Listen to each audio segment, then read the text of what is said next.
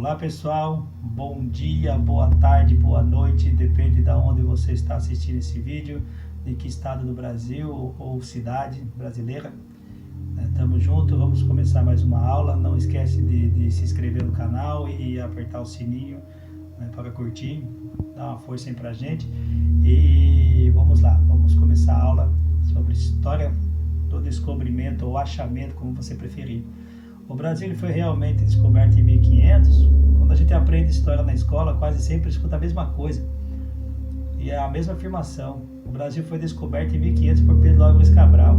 Essa frase ela aparece em livros, provas, aulas e acaba sendo aceita quase sem questionamento. Mas o papel do historiador não é apenas repetir datas, é fazer perguntas. E a pergunta aqui é simples, mas muito importante. O que significa exatamente descobrir um lugar? Descobrir para quem?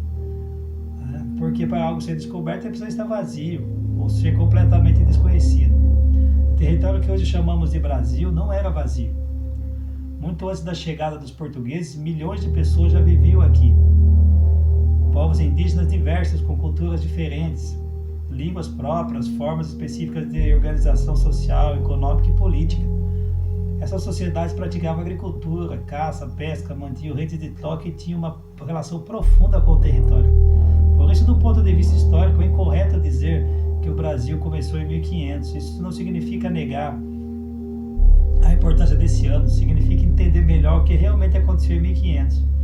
O que ocorre nesse momento é a chegada dos portugueses ao território americano dentro de um processo muito maior que é a expansão marítima europeia nos séculos XV e XVI.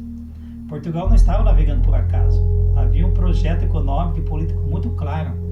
Chegar às Índias, controlar o comércio de especiarias, fortalecer o Estado português, competir com outras potências europeias. Olha só a importância de tudo isso. A chegada ao território que hoje chamamos de Brasil faz parte desse projeto. Bom, o Brasil entra na história europeia como parte da expansão portuguesa, e não como objetivo inicial isolado. Por isso, muitos historiadores questionam o uso do termo descobrimento, não porque seja errado ou totalmente errado, mas porque ele é limitado e eurocêntrico. Do ponto de vista europeu, houve um descobrimento. Do ponto de vista dos povos indígenas, houve a chegada dos estrangeiros. E do ponto de vista histórico mais amplo, houve o início de um longo e complexo processo colonial. Por essa razão, a historiografia costuma usar termos como chegada dos portugueses, início da ocupação europeia ou início do processo da colonização. Esses termos ajudam a explicar melhor o que 1500 representa, sem simplificação e sem anacronismo.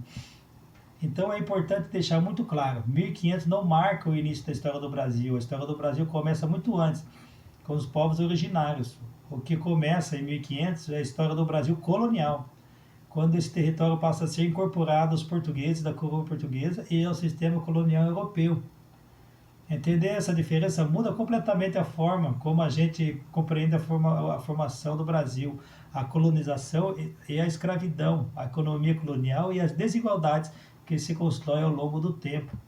E é exatamente isso que a história deve fazer, não apenas decorar datas, mas entender processos. No próximo vídeo, a gente vai falar justamente sobre isso. Quem vivia antes de 1500 e como essas sociedades eram organizadas.